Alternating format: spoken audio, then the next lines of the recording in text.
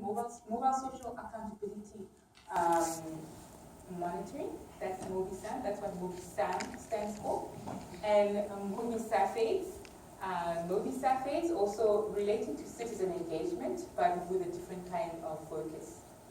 In 2016, my colleague, now she's based at the United Nations University Macau, invited me to join her project on trying to implement service delivery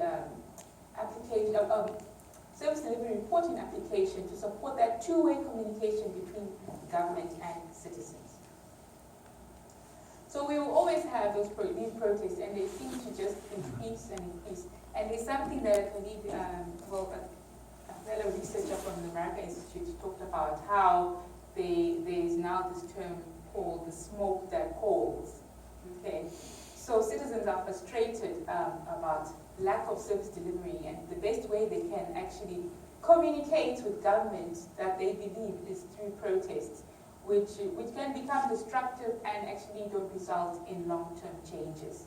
Okay, so we wanted to look at a particular way that can gather evidence to hold government accountable for the services that they deliver, so that people understand how they can use policies and laws around services that are a right to them, how they can use data to hold government accountable for the lack of those services.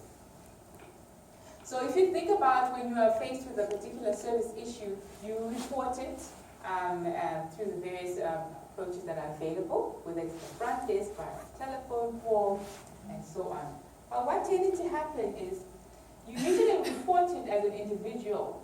Okay, you make a phone call as an individual to the municipality about an issue you're facing. And then you have our civil society that acts as a collective to try and gather those issues that are being faced in a particular city or town or area, and use that to hold government accountable. So they'll collect some evidence. However, they don't really know what another citizen has reported. Okay? So the idea of citizen engagement is to bring together those two different groups of reporting and become transparent about what the real issue is happening in relation to service delivery in a particular area.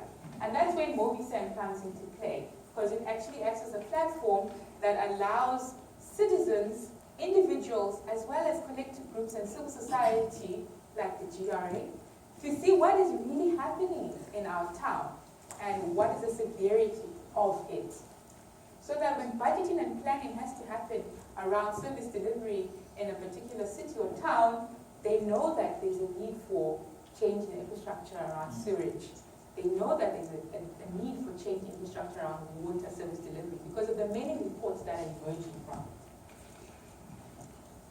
So our objective of MobiSAM is to provide that two-way communication, not just between civil society and individuals, but most importantly, between government and citizens. Government also wants to understand what the problem is. Okay, they are individuals. Government is not all bad. Okay, they are also human beings, and they also want to work. There are individuals who want to work efficiently and effectively to provide a service. Okay. But sometimes they don't have that enough evidence to actually ask for a particular budget from National Treasury because they haven't gathered that from citizens. So, using MobiSAM, the idea is to also provide a communication flow to identify those requests, provide feedback around issues that are emerging in the community, tracking those issues, and then also providing announcements if an issue has emerged. And we found that this has been really significant, especially now that we're faced with a drought.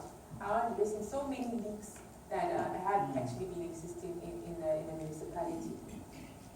So government needs that for context-relevant planning and a good image. It's very important for morale for employees of government to know they have a good image from citizens responding to them. But also for citizens to gather that evidence that they can use to hold government accountable. So, sorry for the complex diagram, but this summarizes our operational model as MobiSAM. Starting with here, I'll start with our technology. It's iterative in nature. We develop a part, we realize it doesn't work, we add, then we change, and so on. But the idea is we're learning to be sustainable and effective over time. We haven't reached there yet, actually. we are still in the process of getting there because there's so many other issues around service delivery and citizen engagement.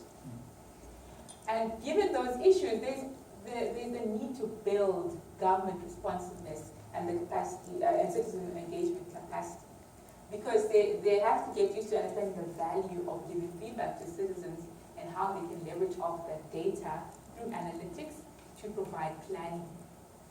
Okay, better planning. And then finally, that stakeholder engagement with existing organizations who play a key role in working with citizens, okay, at local level. As a technology person, I don't have that skill or that all the time to be able to train people how to use the technology, but also to be able to get people to be aware of their rights that they should actually use to hold government accountable for the services that they provide. The way MobiSAM, I'm not going to go into detail, I'm not going to go into too much detail around this, but this is just an illustration of how MobiSAM actually works. When we started MobiSAM with Makana municipality, there was actually quite a lot of, how do I put it, a lack of a centralized approach for reporting on issues. So people reported issues to the communications department, to customer care, to the actual service department, to the finance department, and there was just duplication of issues. So some issues would never be addressed, or some issues were just duplicated. There was a lack of understanding of what are the problems that are existing. So with MobiSAM, we wanted to centralize it there, so that these key people in Makana municipality would receive the issues from individuals and citizens in the community. And then they would then assign it to the relevant service department that would address that particular issue, who then communicated to the technician who should address it. Once the issue has been addressed, the idea is to communicate it back to the service department and then communicate it back through MobiSAM to the citizen to become aware of that. We've achieved some success in some of these areas, however, there are issues around feedback to residents there. So we've achieved the ability to assign issues that are reported via MobiSAM, the MobiSAM platform, but giving feedback to citizens is a challenge. But I must tell you, we've come far. From what it used to be, we've come far. Okay, and we're still progressing. All right, so that's the landing page. And then this is just an example of some of the pages on MobiSAM. So this provides a summary of what are the main issues that are emerging in Makana. Sorry, you can't see very clearly, but you can see water has been the most emerging issue in Makana, naturally because of the drought and issues around that. And you will see that blue means most issues are assigned, right? Green means you've got feedback that's been resolved, okay? Red means that you got feedback that was resolved, but you as a citizen has also said, okay, I'm satisfied that it has been resolved. So what I'm trying to say here is sometimes citizens are just as bad as government. They don't provide that feedback as well that they're satisfied. The same thing works with the other projects we're involved in for sexual reproductive health services. What has kind of emerged is that the HIV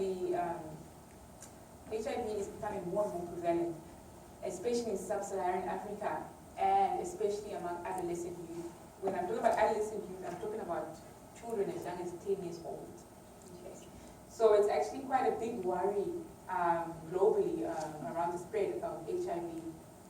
And so what civil society has been trying to do is trying to get governments to actually implement programs that allow adolescent youth to go to a clinic to ask for a particular service without being ostracized, without having issues of culture and taboo and resistance from service providers to provide those particular services.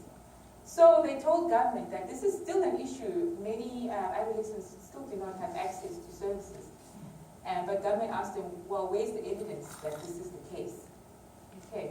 And so I actually started collaborating this project through John Lannan, actually, the University of Limerick, when I visited Ireland through the Erasmus program. and I presented on MobiSam, and happened to be an individual there from SAFE who said, oh, this is really valuable for us, and we'd like to see how we can use it to hold government accountable for a lack of services to adolescent youth.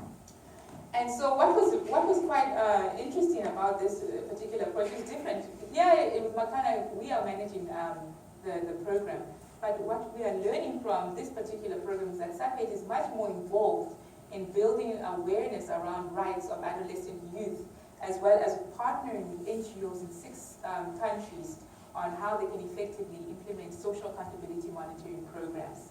So MobiSam developed a customized site for each of the countries, the 6 countries that are involved, as well as a global site to see the real issue and the prevalence of the issue around access to various services in those areas. It's similar to the MobiSam platform that we use here in Makala Municipality, you see, but there were also additional aspects that were there asked for to collect data around access to service delivery. So you'll see, with the MobiSam platform, what is quite interesting about it is it can be customized to so many different types of services, and we like that fact because we're not reinventing the wheel. We are actually just building on what we've already been working on over the years and sharing that knowledge around challenges of citizen engagement and service delivery. So I said we're not there yet, right? The evolution of digital citizen engagement. When you start with digital citizen engagement, traditionally it started with we're just providing information to citizens around the service that's available. Maybe there's going to be a power cut, maybe there's going to be a water cut. So it's just information, one-way information around it. However, we move up from there when we start having that two-way engagement between citizens and government, and then digital citizen engagement becomes more participatory in nature. And that's what we've managed to achieve to some point here in Makana Municipality, as well as in the MobiSam project.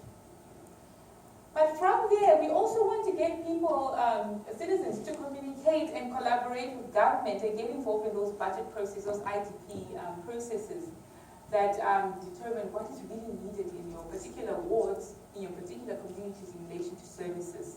So it should be collaborative in nature in deciding what is really needed based on what's currently happening. Up to a point where citizens then become empowered to get involved in the policy-making process, as well as other decisions around services in the particular context. This is not a straightforward process. This is obviously ideally what we want to achieve with evidence that we get, but we're learning over time how we can make that effective in the different contexts we're dealing with. Okay, so I'm going to sort of finalize my presentation. Remember, we talked about technology as an amplifier, and those 3 key aspects of access, capacity, and motivation. And what I want to just do is try and show how we try to address those aspects with a digital citizen engagement focus. So with differential access, I'm one of those people that say mobile technology is quite influential. What's the percentage again? The penetration rate in South Africa, yes. It's over 100%. Over 100%. More people have 2 phones than 1 phone. There we go. Okay, so it's over 100%, yeah. So there's this opportunity to leverage off that technology to influence change, right? For those that don't have access to technology or data, working with intermediaries and partnering with other disciplines and other organizations to make it a reality for others who don't have access. Using different platform alternatives. Everyone's digitizing. Social media has become such a big issue, not really an issue, a big opportunity for people to communicate and evoke change in societies.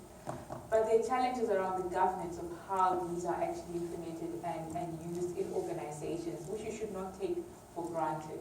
Okay, and which we're still considering, we're still researching into to make sure that we're creating an enabling environment for that technology. Differential capacity around the use of digital citizen engagement. There are key issues around digital literacy. When I'm talking about digital literacy here, I'm not talking about my ability to be able to switch on a computer and type a word or so and so forth. But the ability to be able to say, I can actually go onto this computer and search for a particular issue that I'm experiencing to hold government accountable for. to understand how I can make that alignment between what I have a right to, as well as the evidence I have access to. Digital literacy also applies to government in relation to building the capacity to actually use technology effectively and to be more responsive in the use of technology as they engage with citizens. And then finally, something I find really valuable is building the motivation to use the technology for the intended process. I kind of tried to develop a house so that I could show you that this is the main focus that we're actually moving forward with our research around theorizing what actually works best in terms of digital system engagement implementation. So looking at issues around strategy formulation with citizens and government, how we achieve that alignment between what technology can do, and it's changing, and it's changing over time, right? As well as learning to be sustainable by leveraging of how we should actually transfer knowledge between the people that we implement projects for, as well as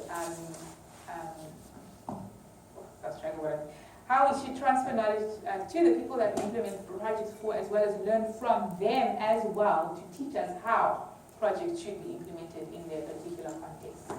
So rather than saying that, oh, a project has failed, that's it, that's the end, we don't have resources, we don't have this, we need to learn how we can work together with communities to try and make it sustainable for them the best way that they can. And that is a continuous process we're trying to do. And I think the university plays a very significant role in this particular case, because we want to build knowledge about students and experience of this of our students. And so there's that opportunity for them to work closely with communities. Ooh, that was that. Okay.